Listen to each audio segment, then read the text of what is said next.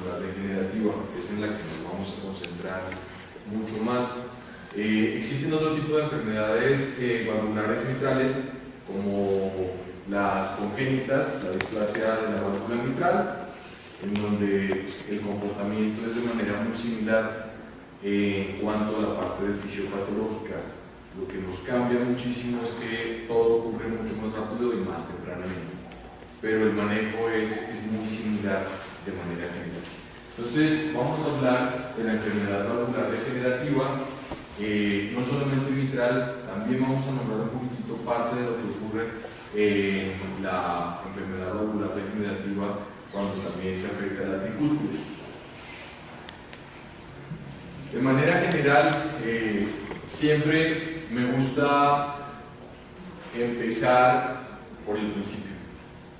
Y el principio, cuando hablamos en cardiología, tenemos que hablar de la circulación menor y la circulación mayor.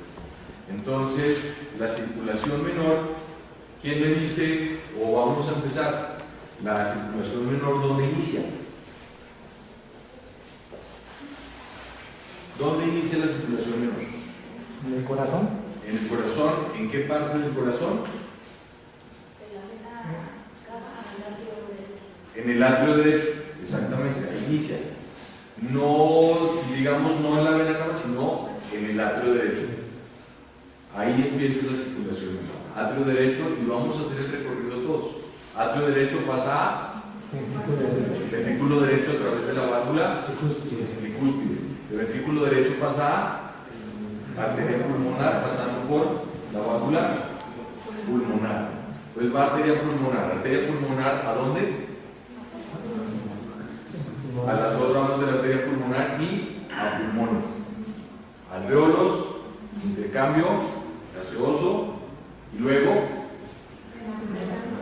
vena pulmonar. Vena pulmonar va al atrio izquierdo, del atrio izquierdo a ventrículo izquierdo a través de la válvula mitral y del ventrículo izquierdo por aorta, atravesando la válvula aórtica, y ahí en ese punto finaliza la circulación menor. De ahí en adelante es la circulación mayor.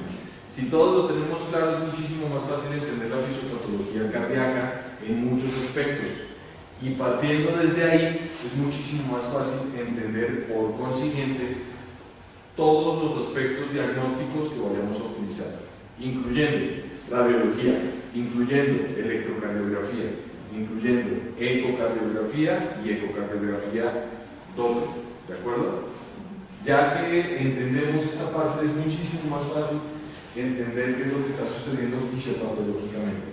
Por eso es tan importante este esquemita, que ya me doy cuenta y me da alegría que todos los que estamos aquí la tienen clara. A veces empezamos a hablar de circulación menor y gran parte de las personas que están en el público a veces no la recuerdan muy bien. Aquí me doy cuenta que todos estamos enfocados en cardiología y eso me gusta, me parece muy bien. ¿De acuerdo?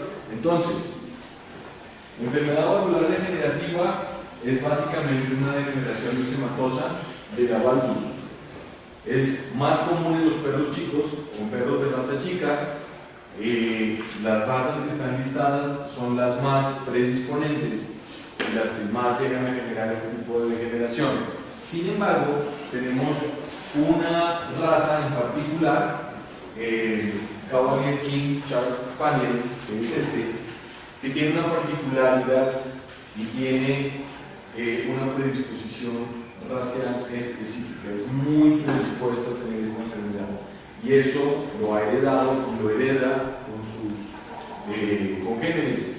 ¿Y qué ocurre con esta raza? Esta raza va a presentar exactamente la misma degeneración, nada más que la va a presentar de manera prematura. Hay pacientes de esta raza que llegan a tener una enfermedad valvular tan prematura como estaríamos hablando a veces al año y medio, 2 años de edad, ya empiezan a presentar engrosamiento valvular. Esto es gravísimo, porque esto generalmente va avanzando y a medida que va avanzando va empeorando y va complicando toda la fisiopatología. Se tiene estipulado de manera teórica y también de manera práctica, porque por investigación han más o menos estipulado los tiempos de sobrevida que puede llegar a tener un paciente con enfermedad valvular degenerativa. Los tiempos de sobrevida que se estipulan son aproximadamente entre 1000 y 1500 días después del inicio, o más bien después del diagnóstico, ¿de acuerdo? Teniendo en cuenta que fue un diagnóstico oportuno. 1000 a 1500 días, estamos hablando de ¿cuántos meses? 1000 a 1500 días, estamos hablando entre 3 años y 4 años, más o menos. Pero ¿cuándo nos llegan a nosotros y cuándo los diagnosticamos? ¿De manera oportuna? ¿O cuando está ocurriendo el engrosamiento? Por supuesto que no. Estos son pacientes que nos llegan a nosotros a la clínica diaria o a la clínica, pero llegan ya en un estadio mucho más avanzado, ¿de acuerdo? En donde en realidad quedarán 1000 a 1500 días. No, y si les damos tratamiento, pues le ayuda, pero no nos queda tanto tiempo, ¿de acuerdo? Ahora, tampoco nos podemos comprometer ni podemos decirle al propietario, oiga, es que su paciente o su perrito va a vivir tantos días.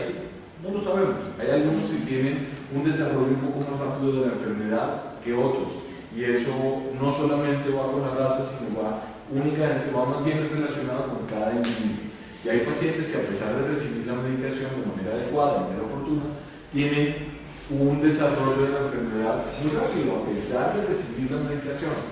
Ahora, al final vamos a hablar un poquito de los avances en cuanto a el diagnóstico y los avances en cuanto a la clasificación de la enfermedad valvular según la insuficiencia cardíaca congestiva que ya hay y según el ACVIM. De acuerdo al ACVIM, American College of Veterinary Internal Medicine, es el Colegio Americano de Medicina Interna Veterinaria, la división de cardiología, ellos hicieron un consenso y dijeron, ¿con qué los vamos a medicar? ¿Y cómo está clasificado? Es que si se clasifica de esta manera, entonces la medicación va de tal manera. Entonces, por eso es muy importante dar un diagnóstico o llegar a un diagnóstico de manera lo más temprano posible. Pero lo más temprano posible a veces, cuando lo diagnosticamos o cuando nos llegan a nosotros, ya es tarde. ¿De acuerdo? Entonces, es más frecuente en razas chicas, las razas más predisponentes, a estas las subrayamos, y en razas grandes sí se puede llegar a presentar, es menos frecuente, pero sí se puede llegar a presentar. Y tenemos pastores alemanes que llegan, pastor alemán de todo, ¿verdad? Pastores alemanes tienen enfermedad valvular degenerativa también, y es raza grande. Entonces hay razas grandes que la llegan a presentar. No es excluyente el que sea una raza grande.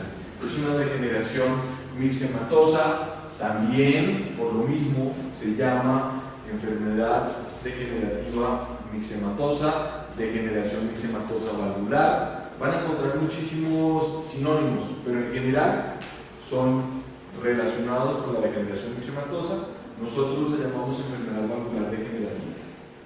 Cualquiera de las opciones es correcta, y estas son las lesiones histopatológicas que se verían en un engrosamiento moderado. Esto sería un engrosamiento, una degeneración moderada. Esto sería histopatológicamente, esto sería directamente la válvula, esto sería una degeneración severa.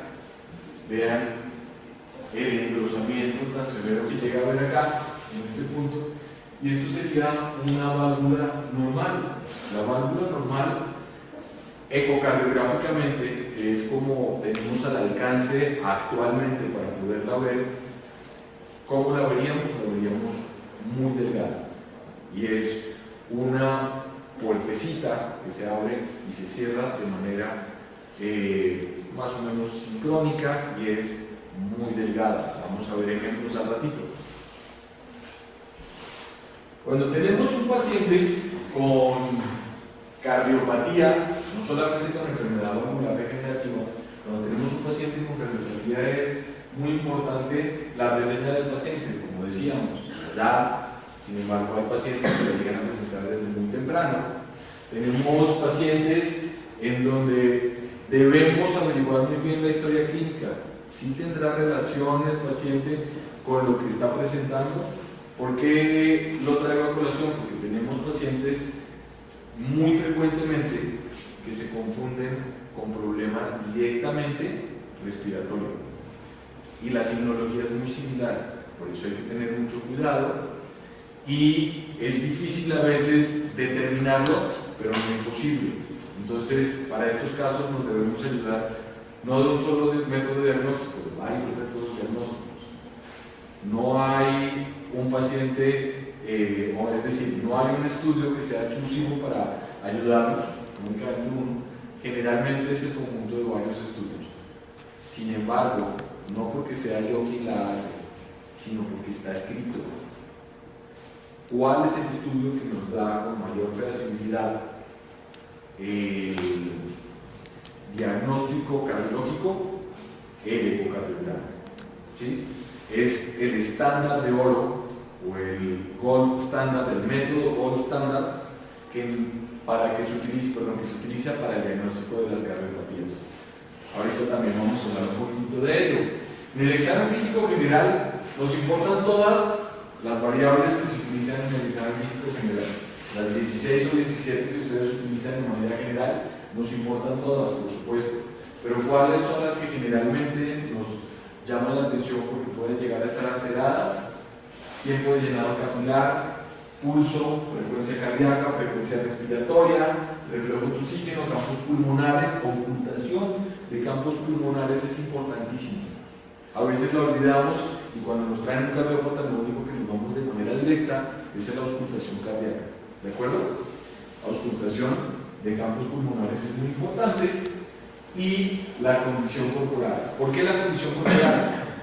Pacientes que tienen insuficiencia cardíaca congestiva y que están descompensados son pacientes que llegan a tener producción de factor de necrosis tumoral y el factor de necrosis tumoral hace que se pierda peso de manera muy dramática. Entonces son pacientes que tienen condición corporal muy baja, pueden estar panzones, pueden estar con el abdomen dilatado, pero en condición corporal están delgados y están muy bajos en condición, es decir, se produce una emaciación que le llaman emaciación cardíaca. ¿De acuerdo? La auscultación cardíaca es importante. Al principio, cuando a mí no me gusta mucho hablar de auscultación, básicamente porque la auscultación es muy engañosa, pero es importante saberla. Y es importante saber algunos trucos y saber qué significa la auscultación. ¿De acuerdo? Entonces, cuando hacemos la auscultación cardíaca, tenemos 4 sonidos cardíacos. Los 4 sonidos cardíacos corresponden a diferentes momentos de la fase cardíaca. ¿De acuerdo? Entonces, este esquema lo encuentran en la mayoría de los libros. En realidad, los sonidos cardíacos auscultables de manera normal son el S1 y el S2. Sonido 1 y sonido 2. Son los sonidos cardíacos que son auscultables en un corazón normal. Y están decodificados o universalmente los han decodificado en el mundo occidental o los anglosajones, que fueron los que iniciaron con la descripción de los sonidos cardíacos. Hablan de loop-tube, loop-tube, siendo loop el primer sonido cardíaco y loop el segundo sonido cardíaco. Y básicamente lo que se escucha en el primer sonido cardíaco es el cierre de las válvulas atrioventriculares, que serían ¿cuáles? Mitral y tricúspide. Mitral y tricúspide. ¿De acuerdo? Entonces, eso es lo que escuchamos como loop. Es decir, cuando se cierran las válvulas atrioventriculares. ¿Y en qué momento se cierran las válvulas atrioventriculares? ¿En qué ciclo? ¿Pero en qué ciclo? Corresponde al S1, pero ¿en qué ciclo cardíaco? ¿En qué parte del ciclo cardíaco? ¿En la sístole? En la sístole. En la sístole. Es decir, si aquí tenemos las atrioventriculares, estas se van a cerrar básicamente porque ya se llenó el ventrículo o los ventrículos. En ese momento en que se llenaron los ventrículos, se contraen los ventrículos, y en el momento en que se contraen los ventrículos, estas válvulas hacen esto. Se cierran. ¿Sí? Se cierran, porque acuérdense que las válvulas de manera normal únicamente deben abrir en una sola dirección. ¿De acuerdo? Entonces, en el momento en que está ocurriendo, está iniciando la sístole, en ese momento sube la presión de los ventrículos, y la presión de los ventrículos hace que la válvula se cierre. Y ese cierre, como cuando azotamos una puerta, es lo que suena como loop. ¿Sí? ¿Se entiende? Y el loop es básicamente el cierre de las válvulas semilunares. ¿Cuáles son? Aórtica y pulmonar. ¿De acuerdo? Y serían esta de aquí y esta de aquí. ¿De acuerdo? Entonces, básicamente eso es lo que ocurre en el S2. El S1 es loop, S2 es loop. ¿De acuerdo?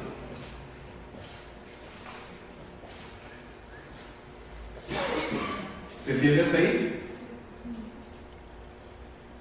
De manera normal, entonces tenemos el S1 y el S2, el loop, loop.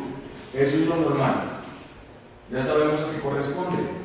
Los sonidos patológicos son el S3 y el S4. No deberíamos de escucharlos. Generalmente, cuando los escuchamos es porque algo malo está sucediendo. Generalmente. ¿De acuerdo? A veces tenemos pacientes en los que alcanzamos a escuchar como una sobreposición de un tercer sonido y le hacemos toda la búsqueda. Lo revisamos y el paciente es ecocardiográficamente normal, radiológicamente normal, tiene presión arterial normal y no tiene signología. ¿De acuerdo? Pero generalmente cuando tenemos un sonido diferente al loop-dub, loop-dub, loop-dub, debemos averiguar si es patológico o si no es patológico. ¿De acuerdo? ¿Cómo se escucharía? A veces se escucha un loop-dub-dub, loop-dub-dub, loop-dub-dub. ¿Sí? O a veces lo escuchan como si fuera un galopato.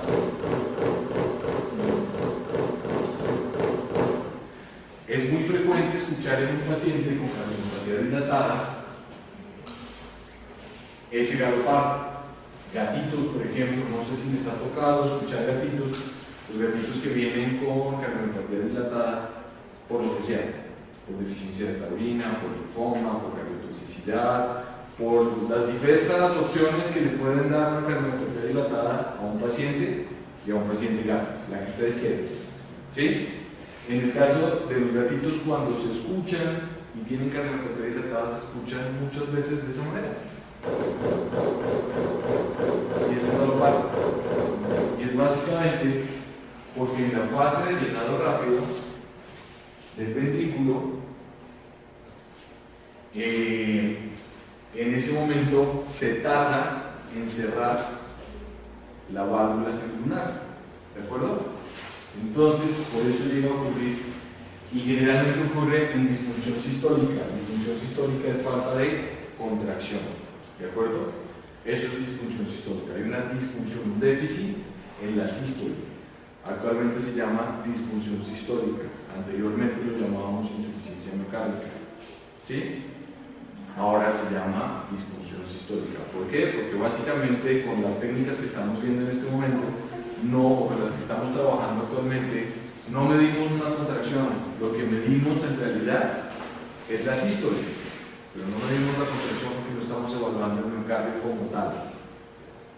De manera futura, mediana, futura casi inmediata, pero futuras todavía, ya va a haber técnicas en donde, o ya hay técnicas en donde se evalúa directamente el miocardio, el tisular, por ejemplo, ¿sí? Que ya hay algunos equipos que lo tienen, hay algunos que lo manejamos, pero todavía no es un hecho que todos lo manejen ni es un global para absolutamente todos, ¿de acuerdo?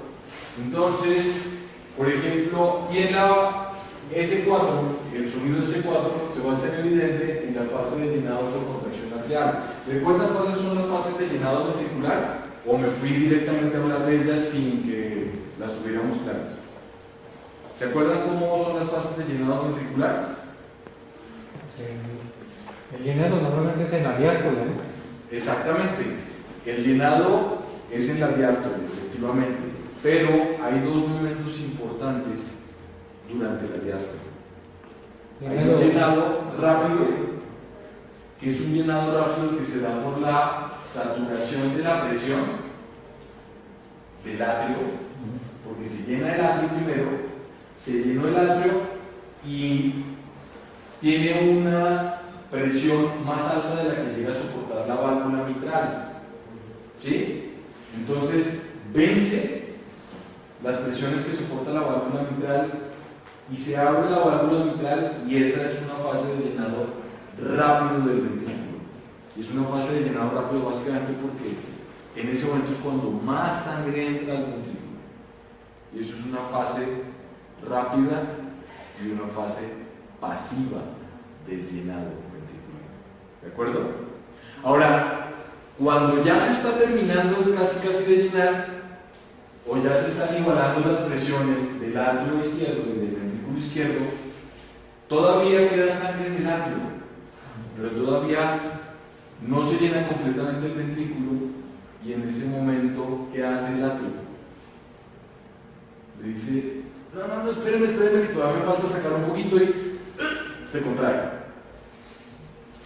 Y esa es una fase activa, y es la segunda fase del llenado ventricular, en donde sí sale un poco de sangre, pero no en la misma cantidad que salió en la primera fase, que fue la fase de llenado rápido.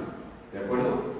Entonces, cuando ustedes tienen un paciente en donde tienen una cardiomiopatía hipertrófica y en donde lo que tenemos es una disfunción diastólica, es decir, el paciente no puede dilatar correctamente las paredes, ese momento va a estar afectado, es decir, en ese paciente va a estar afectado es la fase de llenado tanto rápido como la fase de llenado de donde corresponde la contracción atrial. Sin embargo, en estos pacientes en los cuales el S4 se hace evidente, se da es básicamente porque hay una hipertrofia del miocardio, pierde la elasticidad, y el que está tratando de hacer el llenado ventricular es el atrio, no el vencimiento de las presiones de la válvula. ¿Sí me hago entender? Es el atrio el que está tratando de contraerse para provocar un llenado. Ahí es cuando aparentemente las paredes del atrio el ventrículo izquierdo están engrosadas y se le desa la sangre, y el famoso soplo que se escucha. Más adelantito vamos a hablar, aquí vamos a hablar un poquitito más adelantito del soplo. Ahí vamos, ¿sí? Pero básicamente esas son las diferentes fases de los sonidos cardíacos y a qué corresponden. Entonces, cuando escuchamos un sonido extra o dos sonidos extra, ya nos debe llamar la atención, ¿de acuerdo?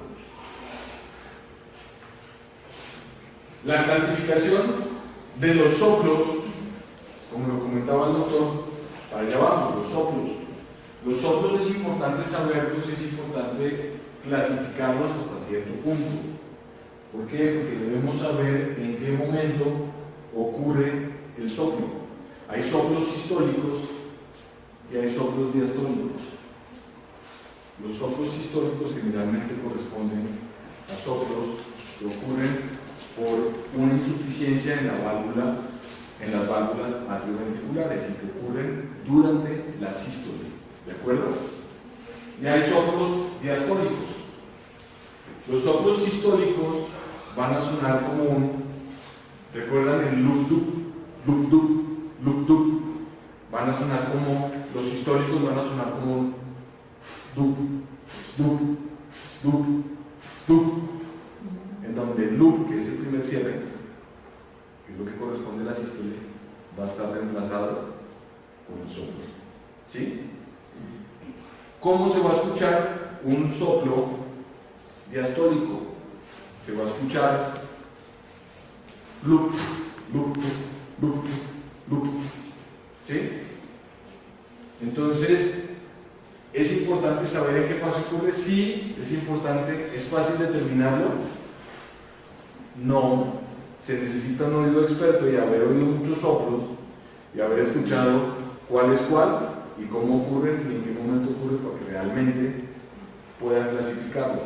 Entonces, ahí es a donde yo a veces voy y digo, es importante saber cómo ocurren, por qué ocurren, pero no es obligación tener que distinguirlos, porque uno como clínico no siempre, y sobre todo, si uno es clínico y es cardiólogo, sí, probablemente sí les va a servir mucho.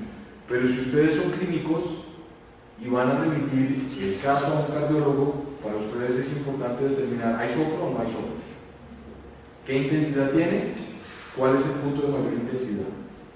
¿Sí? Si es histórico, si es diastólico, yo creo que ahí ya va un poquito más alto el nivel para poderlo decir.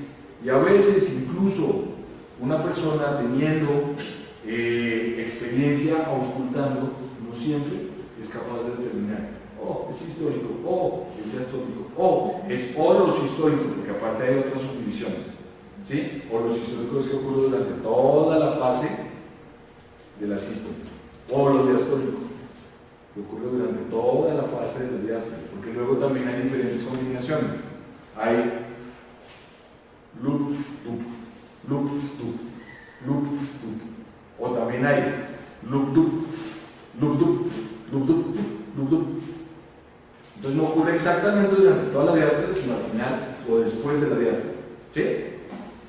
Entonces, es importante determinarlo. En realidad, si se le va a hacer un ecocardiograma y se le va a hacer un seguimiento completo, realmente creo que esto puede pasar a segundo plano. ¿Es importante saberlo? Sí, es importante saberlo, pero no es obligación que sepan exactamente la clasificación del momento en el cual ocurre. ¿De acuerdo?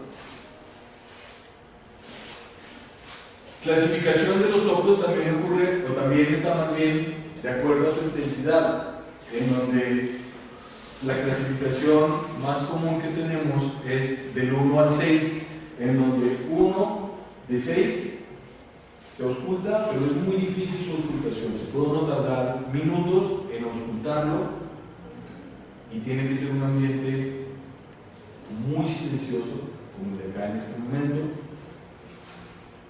Ese es el 1 de 6. El 2 de 6 se percibe con dificultad, pero se percibe y no es necesario estar tanto tiempo en silencio para poderlo auscultar. El 3 de 6 es un soplo libre de manera clara. El soplo 4 de 6 es un soplo contundente. Entonces ahí vienen todas las preguntas, ¿no? ¿Qué me diferencia uno audible de manera clara a uno contundente? Pues es muy difícil, porque eso son clasificaciones un poco subjetivas, ¿estamos de acuerdo? O sea, lo que para el doctor puede ser contundente, para mí puede ser, yo lo digo claro, pero no es contundente, ¿no? Entonces, son unas clasificaciones un poco subjetivas. Soplo contundente y aparte lo percibimos al tacto, se escucha la vibración, no, se siente la vibración en la mano, ¿sí? ¿Los han sentido? Estos son soplos 5 de 6 y el soplo 6 de 6 lo sienten al tacto, pero incluso se llega a auscultar sin estetoscopio. Ustedes se acercan al paciente y aproximadamente a 5 centímetros del paciente alcanzan a escuchar el soplo. Eso es un 6 de 6, ¿de acuerdo? Y podemos decir que 1 y 2 son de baja intensidad y pueden estar presentes, no necesariamente, pueden estar presentes en pacientes sin cardiopatía. Eso es importantísimo. De mediana intensidad, 3 de 6 y 4 de 6 son los de mediana intensidad. 5 y 6 son los de alta intensidad. ¿De acuerdo? Es importante tenerlo. ¿Todo paciente con soplo debe recibir medicación? Por supuesto que no. Y si ustedes están recibiendo pacientes de remisión, que al doctor, por ejemplo, si le mandan un estudio y le mandan, doctor, quiero que me haga un estudio de ecocardiografía y quiero saber si este paciente necesita medicación, eso es lo correcto. Pero si, por ejemplo, el paciente viene y dice, no, es que ya me dieron medicación desde hace 3 meses porque su veterinario le auscultó un soplo, eso no es correcto. ¿De acuerdo? Y vamos a ver por qué no es correcto al rato. Porque justamente no todos los pacientes que tienen soplo son cardiópatas. Y eso es clave. ¿Por qué podemos decir que un paciente que tiene un soplo no necesariamente es cardiópata? ¿Qué es el soplo? Es el revoloteo de la sangre en las cavidades del corazón. Exactamente. Vamos a cambiar la palabra, pero te entiendo el concepto, vamos a cambiar la palabra revoloteo por turbulencia. Turbulencia. ¿Sí? Entonces, ¿y qué es una turbulencia? En realidad, pues la sangre se regresa de una cámara a otra. Es un punto en el cual hay una velocidad alta, o por encima de lo normal, o por encima del promedio que hay dentro del corazón. Entonces, ¿qué es un soplo? El soplo es la representación audible de la fricción de la sangre en algún punto del corazón. ¿De acuerdo? Entonces, el soplo es la representación audible de la fricción de la sangre por un aumento de la velocidad de la sangre, entre paréntesis, turbulencia. Y no necesariamente es directamente proporcional al grado de regurgitación de una válvula. ¿Se entiende? Entonces, si yo tengo un paciente 5 de 6, podría decir, este paciente tiene una regurgitación muy alta, o se está regresando mucha sangre, hay una insuficiencia muy fuerte en esa válvula. No necesariamente. Porque puede ser también no solo por una comunicación interatrial o interventricular, ¿no? Sí, de acuerdo, pero digamos en el caso en donde nos estamos refiriendo a las insuficiencias. Si en el caso en el que nos estamos refiriendo a las insuficiencias, podría decir que un soplo de alta intensidad me habla o me hace pensar a mí directamente, necesariamente, en una insuficiencia valvular muy alta. Hasta medirlo. ¿Por qué? Hay una analogía muy bonita que a mí me parece importante comentarla. Si ustedes, por ejemplo, tienen una ventana, si ustedes tienen una ventana en un extremo de un pasillo y tienen un pasillo, un corredor de estos largos, y al otro lado tienen una puerta que va hacia el exterior. Si ustedes tienen esa puerta abierta que va al exterior y del otro extremo tienen una ventana como estas que se abre de arriba abajo, ¿sí? Si ustedes tienen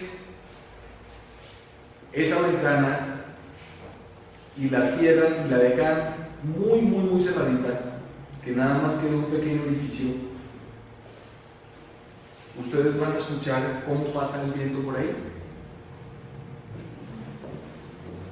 ¿Y cómo suena?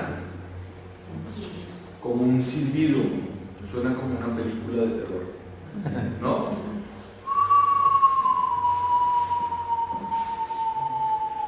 Segundo escenario, tienen el mismo corredor, tienen la misma ventana y abren la ventana completamente. ¿Suena? No. ¿Y en cuál de los dos escenarios pasa más aire? ¿En el primero o en el segundo? En el segundo, por supuesto, pasa más aire. ¿Y suena más? No, porque lo que suena es la fricción. Lo que suena es la fricción. Eso es lo que nosotros auscultamos en un soplo cardíaco. Es la fricción. Entonces, yo a veces digo, no, ¿cómo es posible que me digan? Y porque me pelean a veces y me dicen, no, es que definitivamente este paciente no sé cómo está respirando y cómo no tiene sinología si tiene un soplo 5 o 6 de 6. Pero pues es que no sabemos qué tanto es la regurgitación, no sabemos qué tanto se regresa.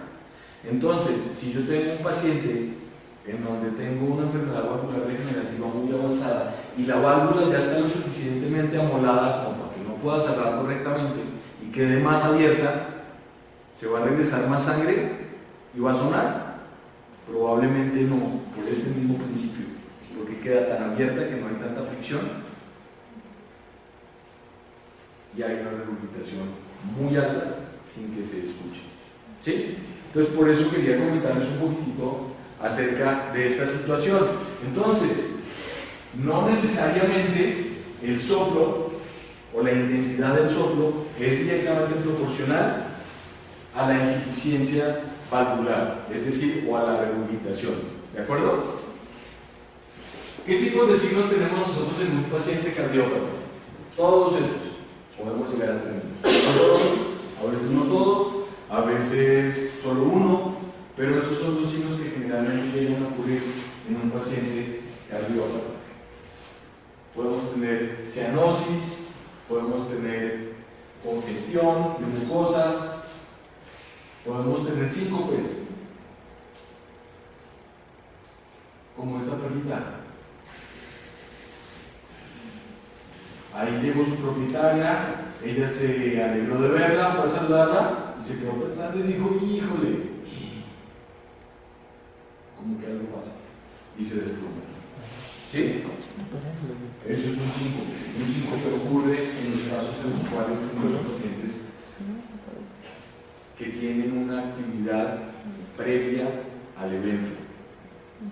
Por ejemplo, una forma de diferenciar si se trata de un síncope o si se trata de un evento neurológico de otro tipo, una opción es preguntarle al propietario qué estaba haciendo el paciente o el perrito, qué estaba haciendo en el momento en que ocurrió el evento. No, pues eran como las 2 de la mañana, él estaba acostadito ahí en el sofá viendo televisión conmigo y de repente se estiró y ahí como que perdió el conocimiento y le tardó un rato y ya después regresó. ¿Estaba en movimiento? No, para nada, él estaba acostadito, estaba durmiendo. Entonces eso nos hace pensar que probablemente no es un evento cardíaco, ¿de acuerdo? Pero si por el contrario tenemos un paciente en donde ocurrió el evento justo después de que se vio una agitación, el propietario llegó o la propietaria llegó en ese momento, fue a moverle la cola, se agitó, faltó oxigenación, probablemente sí es un evento cardíaco, ¿de acuerdo? Podemos tener pacientes con cianosis, con ortopnea, vean la posición de la cabecita de ese paciente.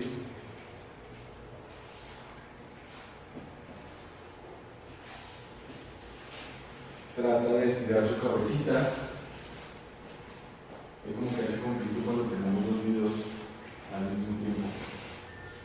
Entonces, pacientes que tienen ortopnea, cianosis, disnea, son pacientes cardiópatas o que nos pueden presentar esta sinulogía también. Un patrón restrictivo en este paciente, otro patrón restrictivo,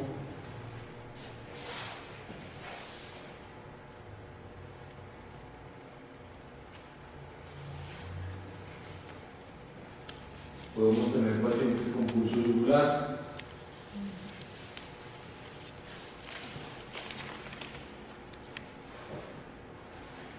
Ahí ya. Podemos tener pacientes con pulso yugular, pacientes sobre todo que ya tienen una insuficiencia cardíaca congestiva derecha también, ¿de acuerdo? Esto es un pulmonario, nada más que tiene hipotiroidismo, tiene hiperadrenocroticismo. Entonces, recordemos que la enfermedad valvular degenerativa es una degeneración enzimatosa. ¿Podemos apagar la luz, por favor? Entonces, este es un video de un ecocardiograma de un paciente normal. Esta es la válvula mitral, ventrículo izquierdo, atrio izquierdo, atrio derecho y ventrículo derecho. Septo interventricular, pared libre del ventrículo izquierdo, válvula mitral con su valva septal y valva parietal. Esta es la válvula tricúspide. Y vean la comparación de un paciente normal y un paciente con degeneración valvular o con degeneración enzimatosa.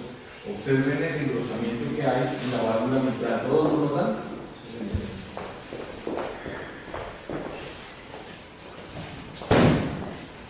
Eso es un acercamiento de una válvula sin degeneración. Es una válvula normal. Este sería un zoom de una válvula completamente normal, como debe de ser, lisa, delgadita. Y esto es una degeneración valvular. Esta está terriblemente degenerada. Vean cómo está la válvula. Vean, ¿les llama la atención algo aparte del engrosamiento con el movimiento de la valva? ¿Que cierra para adentro? Que cierra para adentro, sí, más o menos, pero entonces el término adecuado, muy bien, Doc, pero el término adecuado sería se prolapsa. ¿Sí? Y es como si esa puerta se cerrara y alcanzara a pasar hasta el otro lado. ¿Sí? Como dice el doctor, cierra para el otro lado. Entra al atrio, eso se llama prolapso mitral. ¿Y eso qué quiere decir cuando tenemos este tipo de prolapso mitral? Que tenemos ya una degeneración tan avanzada que incluso ya seguramente ha habido ruptura de las cuerdas tendinosas, o que ya hay ruptura parcial de las cuerdas tendinosas. Esta lineecita que se ve acá, esta lineecita hiperecóica que se ve ahí, es una de las cuerdas tendinosas. Las cuerdas tendinosas, su función es hacer o sostener la valva para que no se pase hacia el atrio, ¿de acuerdo? Para que no se sobreextienda. Aquí, por ejemplo, si ya vemos que se sobreextiende y se pasa hacia el atrio, ya sabemos que hay prolapso. Muy probablemente ha ocurrido en este caso una ruptura parcial de cuerdas tendinosas. Y eso lo debo nombrar en un ecocardiograma en el reporte, por supuesto, porque esto es un grado de degeneración ya avanzado. Hay quienes miden el engrosamiento. Yo casi no lo hago. Yo lo hago más bien como al ojo y lo veo estructuralmente y ya como que digo está engrosada o no está engrosada y nada más describo si hay engrosamiento o no. Realmente no me parece que tenga una utilidad muy alta medirla, pero aquí de manera notable se observa el engrosamiento de esa válvula, ¿de acuerdo? Vean el acercamiento, vean ese zoom. Esto es atrio izquierdo, esto es ventrículo izquierdo. Vean esa degeneración tan bárbara, es dramática. Entonces, eso es lo que llega a ocurrir en una enfermedad valvular degenerativa. Al estar tan gruesa, pues ya no va a cerrar correctamente. Luego, ¿es conveniente revisar venas hepáticas? Sí, porque las venas hepáticas nos pueden hablar de signos de insuficiencia cardíaca congestiva derecha. Y ahí vuelve otra vez la pregunta. ¿Todos los pacientes que tienen insuficiencia valvular tricuspidea tienen venas hepáticas dilatadas o prominentes? Sí. No, no todos. Muchos pacientes todavía no presentan dilatación de las venas hepáticas. Antes nos decían que sí, que siempre habría que mirar si las venas hepáticas dilatadas o confirmarse la insuficiencia tricuspidea. Pero eso sucedía cuando los equipos eran de generaciones, como 3 generaciones antes. ¿Por qué? Porque no teníamos un Doppler lo suficientemente claro como para poder decir que ocurría o no ocurría la insuficiencia valvular. Entonces teníamos que hacer que todo cuadrara dentro del entorno, ¿de acuerdo? Entonces, pero generalmente sí, Cuando hay insuficiencia cardíaca congestiva derecha, esperamos que haya venas hepáticas dilatadas. Sí, eso sí, pero no siempre que haya insuficiencia valvular tricuspidia hay venas hepáticas dilatadas. Así como no siempre que hay insuficiencia valvular mitral hay un atrio izquierdo grande. Eso es importante saberlo. ¿De acuerdo? Doctor, sí. Ahí la vena, en relación a lo del hígado, ¿la suprahepática es la que va a estar más dilatada? ¿La que se va a notar en dado caso que fuera del lado derecho? Generalmente sí. ¿Sí? Generalmente sí. Sin embargo, no es la única. ¿De acuerdo? Y aquí en realidad no nos interesa saber exactamente cuál de ellas es la que está grande. Nos interesa de manera cualitativa saber, ¿están prominentes? ¿Sí o no? ¿Hay derrame peritoneal? ¿Sí o no?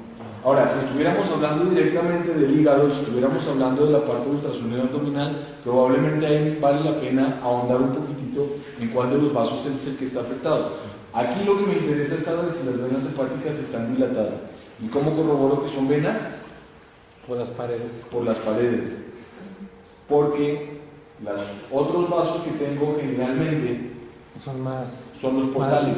Y los vasos portales tienen pared hiperecoica. ¿De acuerdo? Y otra manera de saber cuáles son las venas hepáticas, ¿de dónde vienen? Uno más bien, ¿de dónde vienen? ¿A dónde va? Debe desembocar en la vena cava, ¿no? Exacto. Muy bien, ¿de acuerdo? ¿Sí? Una pregunta. ¿Sí? Las venas hepáticas que sabemos que es como apreciativo, ¿no? Sí. ¿Hay alguna forma más? ¿Una forma objetiva de evaluar las venas hepáticas? No la hay. No la hay. Aquí les dicen, mira, se supone que las venas hepáticas deben de tener cierto, deben de tener cierta angulación, ¿sí? Deben de tener cierta angulación y tratar de que las paredes no estén paralelas entre ellas. Aquí, por ejemplo, veo una buena porción que está paralela. Sí, es como la forma cualitativa de verlo, pero no hay una medición. No lo podemos saber. Sí, es un término apreciativo, exactamente. ¿De acuerdo? Y este sería un engrosamiento valvular. Este es el mismo paciente que tenía el engrosamiento valvular y que tenía la válvula prolapsada, pero aquí, ¿qué les llama la atención en esta imagen? El septo interatrial. ¿Qué tiene el septo interatrial? Muy bien. Está hacia el atrio derecho. Exactamente, está desplazado hacia el atrio derecho. Entonces, de manera general, ustedes nada más viendo esas 4 cámaras, ustedes ya más o menos pueden saber qué está pasando en ese corazón. ¿Estamos de acuerdo? Yo no quiero decir que ahí ya haya un diagnóstico, no, pero yo aquí ya puedo saber qué está pasando. Yo ya sé que ese atrio izquierdo está grandísimo. Y si vi la válvula como la vi hace un ratito, yo ya tengo parte del diagnóstico. Parte del diagnóstico, pero el diagnóstico es un todo. O sea, ahí tengo parte del diagnóstico y de lo que tiene mi paciente. Pero probablemente si yo tengo un paciente con la edad que tiene este paciente, Terry Schnauzer, macho de 15 años, probablemente auscultándolo también ya tengo mi diagnóstico, ¿no? Auscultándolo digo, tiene un soplo, sí, se siente, sí, tiene un poco de signología respiratoria, tiene crepitaciones y tiene 15 años, pues yo ya estoy pensando en un diagnóstico, ¿sí? Si fuera nada más por eso, por ese nombre que decimos enfermedad valvular degenerativa mitral, hasta ahí, si fuera nada más por eso lo podría obtener con el estetoscopio. Y conozco muchos doctores que dicen, pues es que yo soy muy bueno y yo no necesito nada más, sino mi estetoscopio y un estudio radiográfico para poder saber qué tiene el paciente. ¿De acuerdo? Lo felicito porque es un muy buen médico. Sin embargo, actualmente es importante clasificar en qué momento de la enfermedad y qué tipo de paciente es cuando es cardíaco, para poder saber qué medicación va a llevar. Yo felicito a todos los que diagnostican sin el ecocardiograma, pero el ecocardiograma es el único estudio que nos va a decir en qué momento está y qué medicación va a recibir o qué medicación debe recibir. ¿De acuerdo? Es el que me va a permitir esa clasificación. No me va a permitir nada más el diagnóstico, me va a permitir la clasificación de ese paciente. ¿De acuerdo? Y entonces, muy bien, ahí veíamos la distensión del atrio izquierdo que alcanza a desplazar el septo interatrial hacia el atrio derecho. Y eso de manera cualitativa ya me dice, este paciente tiene una insuficiencia cardíaca congestiva izquierda muy fuerte. Y ya vi que estaban dilatadas las venas hepáticas, entonces también tiene una insuficiencia cardíaca congestiva derecha. ¿De acuerdo? Esa es una insuficiencia mitral, esa es una ventana parasternal derecha, la proyección de las 4 cámaras, como su nombre lo dice, la ventana parasternal derecha quiere decir que está a la derecha, al lado del esternón. ¿De acuerdo? Es una proyección en eje largo de las 4 cámaras, en donde atrio derecho, atrio izquierdo, ventrículo derecho, y esta es la cajita que tiene el Doppler color, en donde me describe la turbulencia que está entrando al atrio izquierdo en el momento del cierre valvular mitral. ¿Estamos de acuerdo? ¿Todos están de acuerdo con esa imagen? Entonces, ese sería un Doppler color, y la turbulencia se está marcando en color verde. ¿Qué inicia el proceso de degeneración? Eso es una gran pregunta, y es muy difícil, porque hay muchas teorías y una de ellas dice que de manera primaria la enfermedad valvular ocurre, o la degeneración valvular ocurre de manera primaria en la válvula. Pero hay otros autores que dicen no necesariamente. Es probable que la válvula se empiece a degenerar y empiece a cambiar el tipo de tejido por percibir un cambio en la presión afuera del corazón. ¿Sí? ¿Dónde? Por ejemplo, en riñones, por ejemplo, a presión arterial cuando es primaria, y eso es lo que puede llegar a desencadenar en un momento dado la degeneración.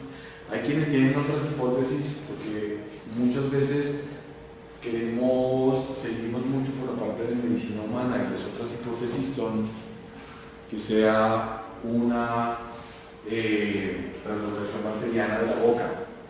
Eso ocurre mucho en los humanos, en perros no ocurre tanto, y está muy debatido. Y hay quienes van a decir, no, que sí ocurre, y otros van a decir, no tanto.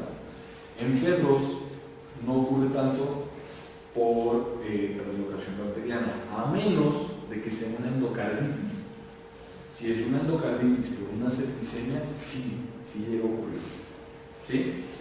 Pero no necesariamente es una endocardiosis, no es una degeneración. ¿De acuerdo? Es diferente. Entonces, ¿sí? Respecto a eso, ¿cómo podríamos diferenciarlo? Porque en realidad se vería como muy similar. Solamente sería por la aparición repentina del soplo. Sí. Ahí nos ayuda mucho la anamnesis. Sin embargo, por ejemplo, los que me ha tocado diagnosticar como endocarditis bacteriana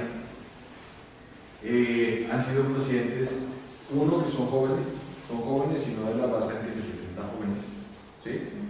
Por ejemplo, en particular tuve un paciente de un colega, Raimundo Razo, que tiene su Bull Terrier, y su Bull Terrier de un momento a otro se empezó a sentir terriblemente mal.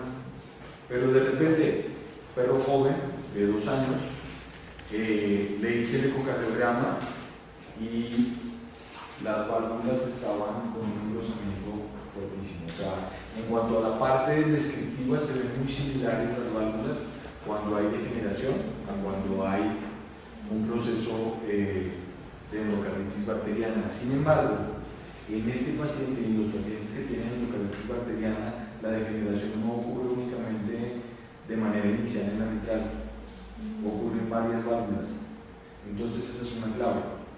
Vas a ver el engrosamiento de la endocarditis bacteriana, lo vas a ver en la mitral, puedes verlo en la aórtica, puedes verlo en la tricúspide y puedes verlo en la pulmonar de manera simultánea. Y, por ejemplo, son pacientes que muy jóvenes llegan a presentar insuficiencia valvular aórtica, que no es usual, e insuficiencia valvular pulmonar, que tampoco es tan usual, a menos de que haya una situación diferente, como una hipertensión pulmonar. ¿Sí? Sí. Entonces, eso sería como una de las claves. Otra de las claves, ya no ecocardiográficas, sería: ¿hay fiebre o no hay fiebre? ¿Sí? Hemocultivo es importante. Y el problema es cuando ya es un proceso crónico y el organismo logró controlarlo. Ya no tienes todo lo demás que te apoye, ya no puedes hacer el hemocultivo porque el hemocultivo puede salir negativo. Ya no, probablemente no tengas fiebre porque ya controló el organismo, pero las lesiones quedaron. ¿Sí? Gracias. Entonces, en una enfermedad valvular degenerativa, fisiopatológicamente, ¿qué ocurre? Una válvula es como una compuerta. Y a mí me encanta comparar siempre, para hacerlo un poquito más didáctico, es como una compuerta. Háganse cuenta que la válvula es una compuerta o una puerta de madera. Si ustedes agarran esta puerta de madera, la cierran, embonan un marco de manera perfecta. ¿De acuerdo? Ustedes la cierran y casi que cierran herméticamente. Eso es lo que ocurre de manera normal cuando la puerta y el marco están normales. Pero ¿qué pasa si esa puerta se enfrió, si se mojó, si se secó al sol? Se va a doblar. Y en el momento en que ustedes la van a cerrar, a todos les ha ocurrido esa situación, la puerta del jardín, la van a cerrar y no cierra, porque se enfrió, se dobló, se degeneró. Entonces, en el momento en que la van a cerrar, no cierra correctamente, no ponen el marco, y al no cerrar, ¿qué va a pasar? Se regresa sangre. Ya habíamos dicho que según la circulación menor, como la describieron todos muy bien hace un rato, la sangre únicamente debe ir en dirección atrios a ventrículos. Pero cuando la válvula queda semiabierta, esa sangre, en el momento en que ocurre la sístole, se va a regresar al atrio, como se ve aquí en el esquema. Entonces, en el momento en que se regresa al atrio, ¿qué va a pasar con el atrio? Si se regresa al atrio, ¿qué va a pasar con el atrio? Se empieza a agrandar, se empieza a dilatar, ¿sí? Y ocurre básicamente esta degeneración valvular. Es una insuficiencia valvular, bueno, se ocasiona una insuficiencia valvular, que en el caso de cuando es mitral, en el caso en el cual es mitral, ocurre dilatación del atrio izquierdo por sobrecarga de volumen y hay insuficiencia cardíaca congestiva izquierda provocando edema pulmonar.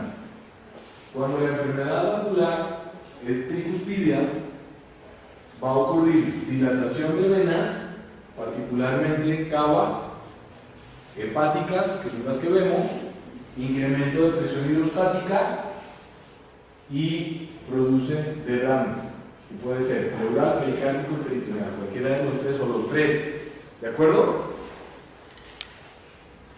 Solo el 4% de los casos tienen enfermedad valvular degenerativa exclusiva tricuspidia. Sí los hay, pero son pocos. Entonces, no necesariamente siempre tengo que descartar que ocurra un proceso degenerativo nada más en la tricúspide. Sí puede ocurrir, pero son muy pocos. Estamos hablando del 4%, es muy bajito. Entonces, es una presentación muy baja. Lo más común ocurre más. ¿Tiene lógica, no?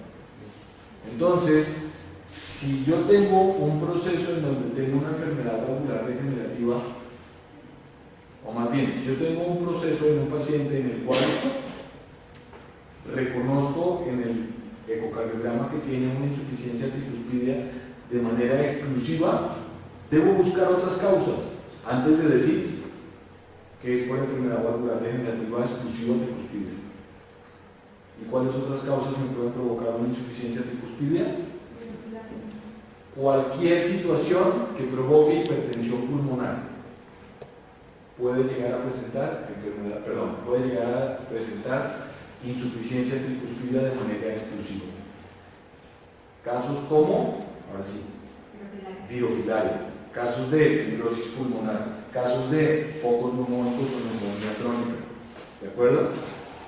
Casos de Hipoxia, neoplasias pulmonares, dime. casos de hipoxia, los braquicéfalos, por ejemplo, Ah. que desarrollan hipertensión. Casos de hipoxia, de acuerdo, cuando tienen síndrome braquicefálico, ¿por qué? Porque una respiración forzada hace que haya hipertensión pulmonar y esos pueden llegar a provocar, o a esos esos pueden llegar a exhibir una insuficiencia tricuspidia que nos reflejaría en un momento dado una hipertensión pulmonar. Eso cuando es exclusiva tricuspidia. Por eso no le damos tanta importancia a hablar de la enfermedad valvular degenerativa de la tricúspide, porque son muy poquitos los casos, sí los hay. Pero generalmente cuando hablamos de insuficiencia valvular degenerativa tricuspidia, debemos de hacer primero una investigación y decir, descartamos primero lo demás, antes de pensar que es únicamente degenerativa. ¿De acuerdo? Enfermedad valvular degenerativa generalmente inicia en mitral, y esto es básicamente una réplica del lado izquierdo de la diapositiva anterior. ¿De acuerdo? Degeneración valvular, insuficiencia valvular, dilatación del lado izquierdo, insuficiencia cardíaca congestiva izquierda y edema pulmonar. Cuando la insuficiencia cardíaca congestiva izquierda persiste y lleva un ratote, este es el camino. Habíamos quedado en el edema pulmonar, ¿estamos de acuerdo? Habíamos quedado en el edema pulmonar. Pero si persiste ese edema pulmonar, va a haber congestión en el alveolo, ¿estamos de acuerdo? Si se congestionan los alveolos, ¿qué sigue después del alveolo? En ese sentido en el que vamos. Arteriolas pulmonares van a estar congestionadas, ¿de acuerdo? Si se congestiona la arteriola pulmonar, ¿qué se va a congestionar? La arteria pulmonar. Y si se congestiona la arteria pulmonar, ¿qué se va a congestionar? El ventrículo derecho. Y si se congestiona el ventrículo derecho, ¿qué va a pasar en la válvula tricúspide? Se va a empeorar la regurgitación, va a ser más fuerte, ¿de acuerdo? Y si sobrepasa 2.8 metros por segundo la velocidad de regurgitación, es un paciente que ya puedo decir, confirma y sello, y puedo decir que ecocardiográficamente hay una confirmación de hipertensión pulmonar. ¿Estamos de acuerdo? ¿Sí se entendió? Entonces, esto sería la fisiopatología de cómo ocurre una hipertensión pulmonar secundaria a enfermedad valvular degenerativa. O, más bien, cómo ocurre una hipertensión pulmonar secundaria a un problema de insuficiencia cardíaca congestiva izquierda. Porque esto no solamente ocurre en la valvular degenerativa, esto ocurre en la cardiopatía dilatada. ¿Sí? Esto ocurre en una comunicación de izquierda a derecha, que después se convierte en hipertensión pulmonar y se convierte de derecha a izquierda. ¿Sí? Entonces, por eso es importante saberlo, porque esto ocurre en la mayoría de los casos en los cuales hay insuficiencia cardíaca congestiva izquierda de manera persistente. Se convierte en hipertensión pulmonar y esa hipertensión pulmonar puede, digo puede porque puede o no, puede verse reflejada en la insuficiencia tricúspide. Entonces, todo paciente que sobrepasa 2.8 metros por segundo en la velocidad de regurgitación de la tricúspide, todo paciente confirma hipertensión pulmonar. Pero pacientes que tienen por abajo de 2.8 no la confirman, pero no la descartan. ¿De acuerdo? Eso es importante saberlo. Listo. Entonces, ya habiendo visto la fisiopatología y habiendo recalcado un poquitito de cómo funciona o cómo empeora el problema valvular degenerativo, vamos a hablar de la clasificación actual de la enfermedad valvular degenerativa, o más bien de la insuficiencia cardíaca congestiva. Sin embargo, ahorita la vamos a aplicar a la enfermedad valvular degenerativa. Entonces, El ACVIM, como les comentaba, es el American College of Veterinary Internal Medicine, Colegio Americano de Medicina Interna Veterinaria. La división de cardiología agarró a los más chonchos, se sentaron y ellos se reúnen cada año y traen sus adelantos, sus avances porque ahí se reúnen puros investigadores, y los investigadores deberíamos de investigar siempre, pero los investigadores en primer mundo sí investigan todo el tiempo, ¿sí? Y hacen una cantidad de propuestas, y esto nos funcionará o funcionará aquello, y ellos lo aplican y hacen todo un consenso y dicen: esto fue lo último que hicimos en el último estudio y estos fueron los resultados, y vamos entonces a ponernos de acuerdo. Doctor, tú haces cardiología, doctora, tú haces cardiología, doctor, tú haces cardiología, pues ven, sentémonos a debatir y hacemos un consenso. Así es como funciona. Y la verdad, así debería de funcionar en todo el mundo, y deberíamos de ponernos de acuerdo todos. Con respecto a los consensos que ellos hacen, pues sí, porque pues ellos son los que están investigando. Nosotros quisiéramos investigar muchas cosas, pero a veces no está ni el tiempo ni los recursos. Pero sí podemos hablar de nuestros pacientes y podemos hablar de nuestros resultados y de lo que hemos visto y de lo que tenemos con respecto a lo que ellos han investigado. Entonces podemos sentarnos en un momento dado y dialogar y podemos decir: oiga, vamos a ponernos de acuerdo porque estos pacientes, vean, ya los están tratando de esta manera y están diciendo que esta es la clasificación, ¿por qué no seguirlas? ¿De acuerdo? Entonces, ellos se sentaron, hicieron un consenso y dijeron: vamos a clasificar la insuficiencia cardíaca congestiva y vamos a hablar en cuanto a la parte de insuficiencia valvular o a la enfermedad valvular degenerativa, y vamos a decir: el paciente A es el paciente que tiene cualquier tipo de predisposición. Es un paciente sano, pero tiene cualquier tipo de predisposición a presentarlo. Entonces, ahí encajaría perfectamente un paciente, un King's Cavalier, ¿sí? Un Cocker, ¿sí? Son pacientes que, aun siendo normales, o pacientes sanos, son pacientes que serían pacientes que tienen toda la predisposición, por lo cual deben ser monitoreados. Sí, claro, después de que llegan a cierta edad, sí, claro, por supuesto, deben ser monitoreados. Esos son los pacientes A, pacientes con predisposición. Pacientes B son pacientes que ya tienen regurgitación mitral, ya hay insuficiencia en la válvula mitral. Esos son los pacientes B.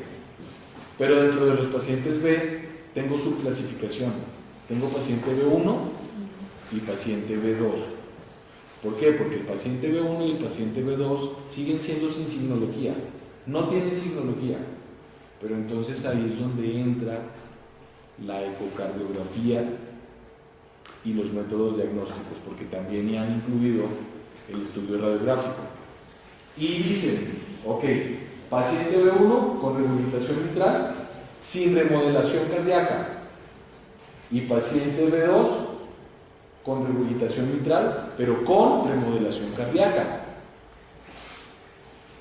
¿A qué nos referimos con remodelación cardíaca? Crecimiento del atrio izquierdo. Que ya tengan crecimiento del atrio izquierdo.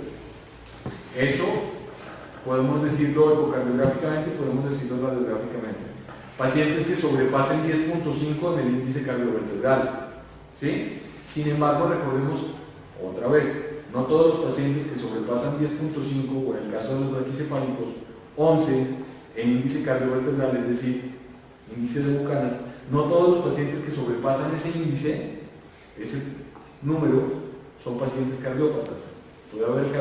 Puede haber pacientes con una cardiomegalia fisiológica, ¿de acuerdo? Entonces, por lo cual, el ecocardiograma se lo llevó de peso, ¿de acuerdo? Entonces, con remodelación cardíaca nos referimos a un agrandamiento del atrio izquierdo, ¿sí? Y estos siguen siendo B, a pesar de ser B1 y B2, y a pesar de que haya remodelación cardíaca, no tienen signología. Luego sigue el paciente con signología de insuficiencia cardíaca congestiva, obvio con regurgitación, ¿sí? Y que responde a la terapia estándar. Ese es el paciente C. Y el paciente D Es el paciente con todas las características anteriores, pero que no responde a la terapia estándar. Esa es la clasificación de la American College of Veterinary Internal Medicine. ¿De acuerdo? Y entonces luego viene otro consenso. Y ya dijimos cuál es el consenso para la clasificación. Y entonces ahora, ¿cómo lo tratamos? Pónganse de acuerdo. Eso tratamos. ¿Sí? Entonces, ecocardiografía es el diagnóstico definitivo, es el gold standard, evalúa la función sistólica, confirma si hay remodelación cardíaca o no, permite medir velocidad y presión de debilitación, o más bien, permite medir velocidad y por consiguiente la equivalencia en presión, por medio de la ecuación modificada de Bernoulli. ¿Sí, Doc? Gracias, doctor. Una pregunta. ¿El estudio ecocardiográfico también diagnostica la presencia de líquido en los pulmones o es necesario la radiografía? Buena pregunta, muy buena pregunta. Actualmente sí ya hay técnicas que nos ayudan a determinar si un paciente tiene edema pulmonar mediante el ultrasonido. ¿Sí? Sí hay opciones. No recuerdo si en la plática tengo una imagen. Son las líneas B, las famosas líneas B, que son líneas horizontales que se presentan a nivel de los campos pulmonares. Ya se necesita cierta pericia con el ultrasonido para poderlas ver, pero las líneas B no son las únicas que llegan a producir, más bien, el edema pulmonar no es la única situación que llega a producir líneas B. Ese es el problema y esa es la limitación. ¿Nos ayuda? Sí. Pero no es definitivo un diagnóstico de edema pulmonar solamente con las líneas B, porque las líneas B pueden aparecer en otras situaciones, no necesariamente en edema pulmonar. ¿Sí? Si yo tengo un paciente como los que he mostrado, que son ya avanzados, y veo las líneas B, puedo decir muy probablemente sí tenga edema pulmonar. El hecho de que yo no tenga líneas B no quiere decir que no tenga edema pulmonar. El hecho de que yo tenga ya una confirmación de hipertensión pulmonar y que haya un problema valvular del lado izquierdo y que me esté congestionando lo suficiente como para que yo pueda decir hay hipertensión pulmonar secundaria al problema valvular, eso sí me habla directamente de que obligatoriamente tiene que haber edema en ese paciente. ¿Sí? Pero entonces la radiografía sí es una herramienta que sigue siendo actual, por supuesto, son complementarias. Es que esa es la clave también para saber si mando o no furosemida, un diurético que, que nos elimine los líquidos que están en el Claro. Sí, la evaluación radiológica no es que no sea actual y es importante.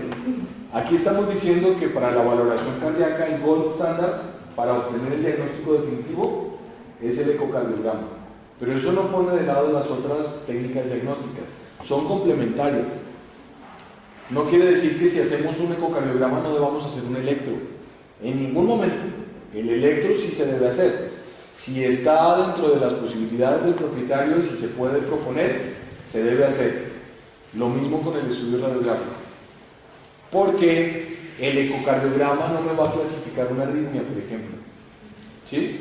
A veces puedo ver arritmias lo suficientemente marcadas como para que yo las pueda ver en el ecocardiograma y en el movimiento. Pero no voy a saber exactamente qué tipo de arritmia, para eso necesito un electro. Tampoco me reemplaza el estudio radiográfico, porque el estudio radiográfico me va a mostrar zonas que el ultrasonido no me deja evaluar. En las técnicas actuales, por ejemplo, de valoración del tórax y del pulmón, en cuanto a edema pulmonar, en cuanto a... ¿Han escuchado acerca del T-FAST, del BED-Blue? Todo esto que se realiza, pero se realiza en ciertos puntos.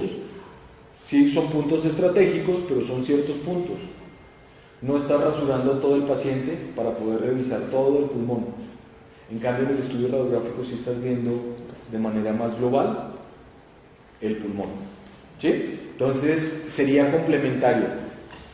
Por ejemplo, ¿qué me pasa a mí? A veces me ocurre que me piden un estudio de ecocardiografía en un paciente que está respirando mal. Tiene un patrón respiratorio restrictivo y al paciente resulta que le hago el ecocardiograma y el ecocardiograma sale normal.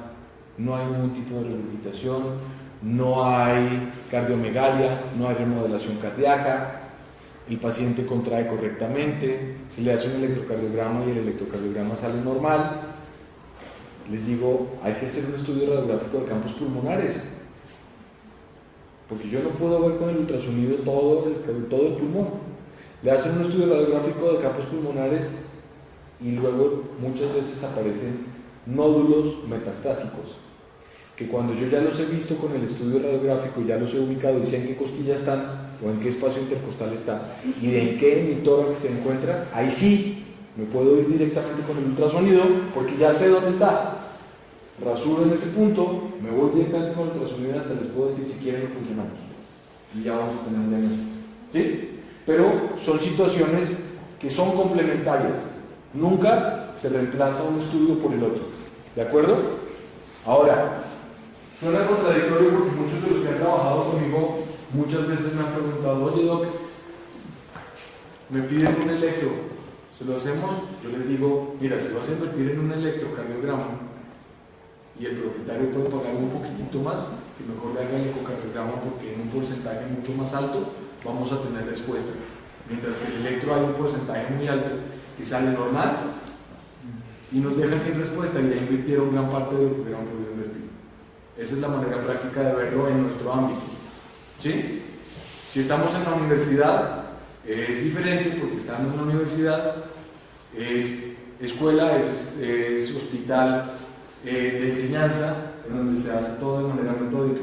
Entonces, si es en la universidad, si es en la escuela y es un hospital de enseñanza, se hace todo de manera metódica y lo correcto es hacer electrocardiograma, estudio radiográfico, medición de presión arterial y ecocardiograma. ¿Sí? Eso sería lo correcto. Si se puede hacer los cuatro, excelente. Si no se puede hacer, y si únicamente les dicen, como en la mayoría de los casos que nos ocurren, no solamente aquí en México, en toda Latinoamérica, nos dicen, oiga doc, pero es que yo nada más no puedo pagar uno, ¿no? Pues ¿cómo le hacemos? Entonces, si nada más pueden pagar uno, el que les va a ayudar en un porcentaje más alto a llegar a su diagnóstico va a ser el ecocardiograma. ¿Sí? ¿Estamos de acuerdo? Entonces, nos va a permitir el diagnóstico definitivo, evaluar la función sistólica, confirma remodelación cardíaca, permite medir velocidad, que sería la equivalencia de presión por medio de la ecuación de Bernoulli modificada, y permite la clasificación actual del paciente para determinar cuál es el tratamiento a seguir. ¿De acuerdo? Con el ecocardiograma podemos medir el índice atrio izquierdo aorta, y el índice atrio izquierdo aorta básicamente nos va a hablar cuando hacemos un índice de algo sobre algo o una división de algo sobre algo. Básicamente estamos viendo la relación que existe entre una estructura y la otra, y básicamente cuando hacemos atrio izquierdo dividido aorta es básicamente, si esta es la aorta y este es el atrio, vamos a determinar cuántas veces cabe esta aorta dentro del atrio izquierdo. ¿Estamos de acuerdo? Esa sería la relación atrio izquierdo aorta. Determinar la división de la IAO es básicamente cuántas veces cabe el diámetro de la aorta dentro del diámetro del atrio izquierdo. Eso es básicamente la relación atrio izquierdo aorta. Si el atrio izquierdo está más grande, va a caber más veces, ¿no? Si el atrio está normal, debería de haber una relación de 1.2 aproximadamente, una relación casi de 1 a 1, si lo estamos haciendo en esta medición, que es la medición del eje largo en modo M, si es en esta medición, en este método, ¿sí? ¿Cuál es cómo se dice, la toma ideal para medir esta relación? ¿Eje largo o eje corto? ¿O cuál es el que usa más? Hay diferentes opciones de medirlo, todas están bien. Lo que tenemos que tener en cuenta es saber cuál es el parámetro de relación, ¿sí? O cuál sería el parámetro normal. Si lo mides en eje largo, en modo M, si lo mides en eje corto, en modo M, o si lo mides en modo B, en eje corto, que es como casi siempre se están haciendo actualmente. Las más utilizadas son en eje largo, que es este sería la proyección. En modo B sería la proyección de las que llaman 5 cámaras, que es el tracto de salida del ventrículo izquierdo. Hago el trazado en modo M y me aparece aorta y atrio izquierdo. Con este método el parámetro debe ser menor a 1.2 en este método. En el eje largo. En el eje largo. Y es correcto. Y es correcto hacerlo ahí. Está bien. ¿Y en eje corto? Ahí está. En eje corto, en modo B. En modo B hay diferentes opciones. La más actual y la que más se utiliza a nivel mundial es en modo B. Haces un corte de la base del corazón en eje corto, en donde esto es el atrio izquierdo, esto es la aorta, ¿sí? Esto es el ventrículo derecho, aquí estaría la válvula pulmonar, y esta sería parte de la arteria pulmonar principal, ¿de acuerdo? Entonces, ¿cómo saber en qué punto hacerlo? Normalmente cuando hacemos los cortes ecocardiográficos transversales, si estamos más hacia el ápice, estamos viendo el honguito, ¿estamos de acuerdo? Que es el ventrículo izquierdo, con los músculos papilares. Si nos vamos más hacia la base, va a empezar a aparecer las valvas, o la válvula mitral, las valvas de la válvula mitral. Y empiezan a aparecer y es como la boquita de pescado, ¿lo han visto? Aparece así en los libros, como boquita de pescado, porque es como un pescado en un acuario, así la boquita. Esas son las válvulas. Si te vas todavía más hacia la base, más hacia dorsal sería, si te vas más hacia la base, vas a encontrar el tracto de salida del ventrículo derecho con la válvula pulmonar, ¿sí? Y si te vas todavía más hacia la base, te va a aparecer esta imagen en donde ustedes saben que los imaginólogos nos dicen que somos imaginólogos, ¿no? Porque todo lo imaginamos, ¿sí? Entonces, así como había la boquita del pescado, también hay un corte en donde vemos una ballena. ¿Todos ven la ballena en ese corte?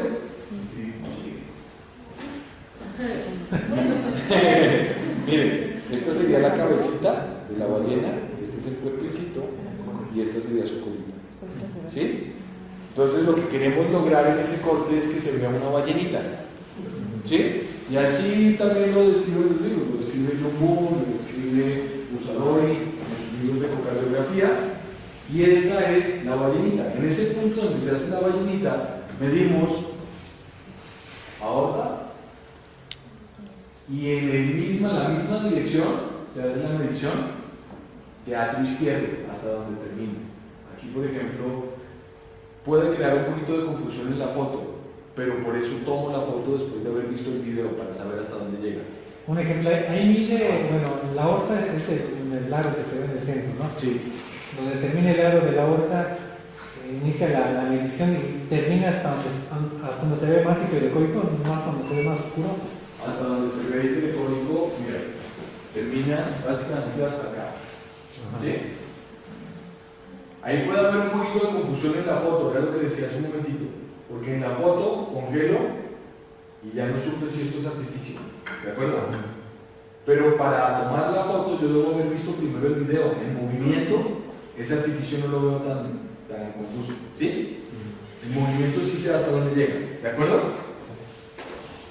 Entonces esa es la comparación del atrio izquierdo aorta. Y la comparación del atrio izquierdo aorta en modo B, en la base del corazón, debe medir menor a 1.6. En el eje corto, a ese nivel, en donde se ve la ballenita. ¿De acuerdo? Y en eje largo, entonces menos de 1.2. Menos de 1.2 en el modo M. ¿Sí? Y en el modo M es importante decir que la aorta la van a medir justo antes de donde se ve el atrio izquierdo grande. Si ven que aquí, por ejemplo, he visto muchos ecocardiogramas, por ejemplo, que le hacen el ecocardiograma y estoy yo valorando las imágenes, estoy viendo las imágenes y hacen la medición aorta, atrio izquierdo. No es correcto. El atrio izquierdo lo debemos medir en su máxima expresión en el modo M, es decir, acá. ¿Sí? Acá, acá, acá. Y la aorta previo a ese punto. Por eso la medición en modo M es un poquito más adecuada que la medición en modo B cuando es para el eje largo. Cuando es para el eje largo. ¿Vendría siendo lo que viene siendo la diástole? Sí, más o menos, exactamente. ¿De acuerdo?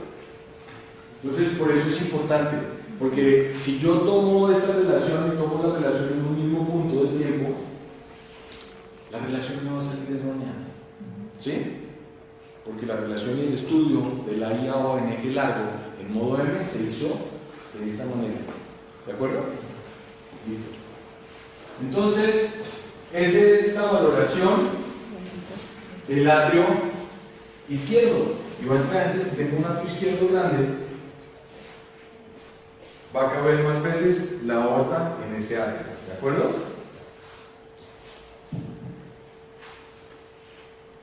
Cuando yo hago una revisión ecocardiográfica, reviso en modo B el ventrículo izquierdo.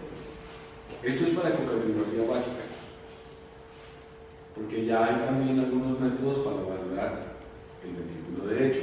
Ahorita estamos hablando de lo básico. Entonces, para valorar de manera básica en ecocardiografía el ventrículo izquierdo, lo que voy a obtener es un modo M del ventrículo izquierdo. Habíamos dicho que el ventrículo izquierdo es el honguito. Tiene forma de honguito, es el ventrículo izquierdo, en eje corto, estos son los papilares. Ahí trazo un modo M, y al trazar un modo M, me va a aparecer básicamente exactamente las mismas estructuras, pero en determinado momento de tiempo. El modo M se llama modo M por modo M en movimiento, y el modo B se llama modo B por bidimensional o modo 2D. En el modo M yo ya puedo ver que estas estructuras que veía en el modo B, el septo, que es este sería el ventrículo izquierdo, esta sería una de las paredes que conforman el ventrículo izquierdo. El ventrículo izquierdo está conformado por septo interventricular, que sería la pared de un lado, ¿no?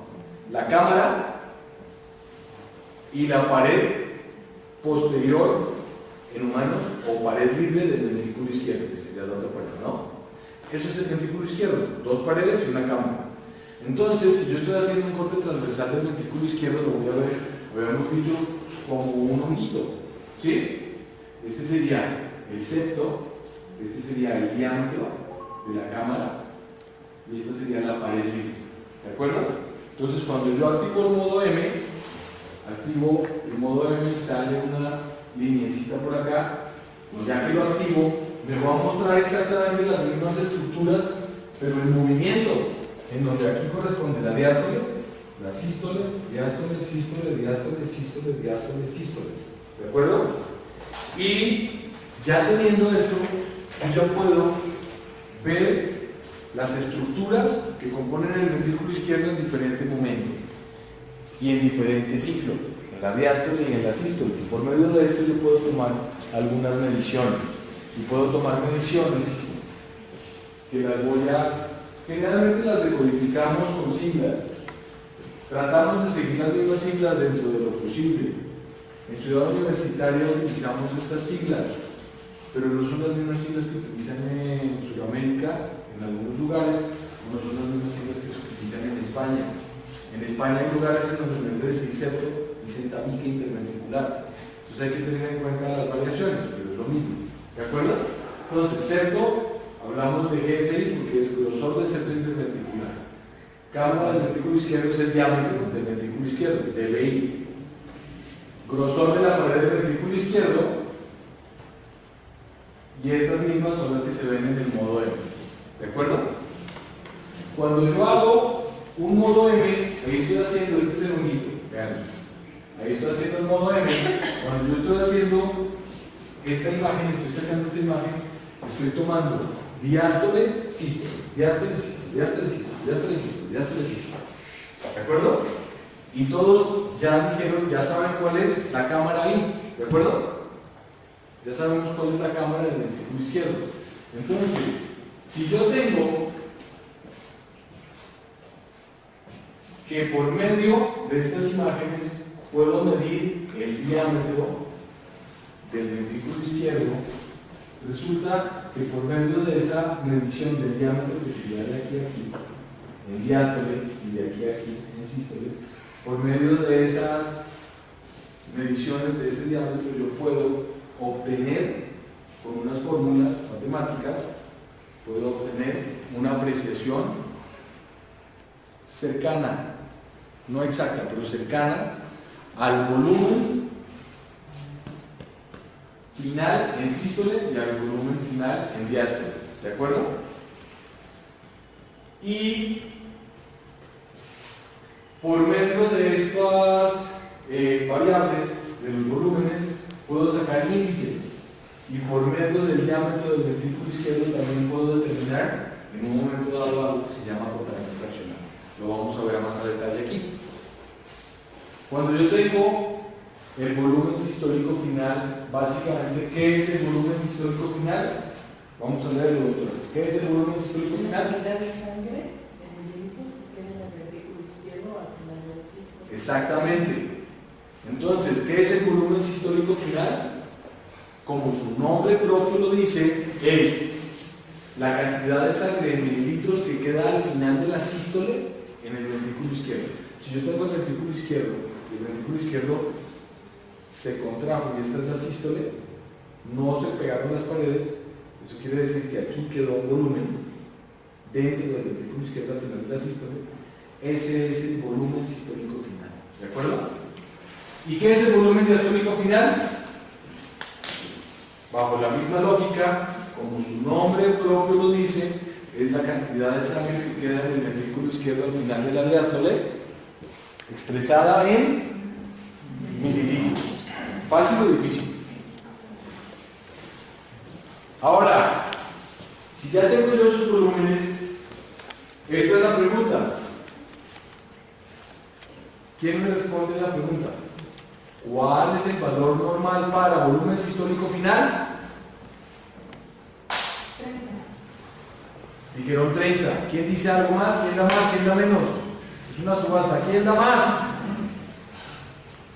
Ya dijeron un número. ¿Usted qué dice, doctor?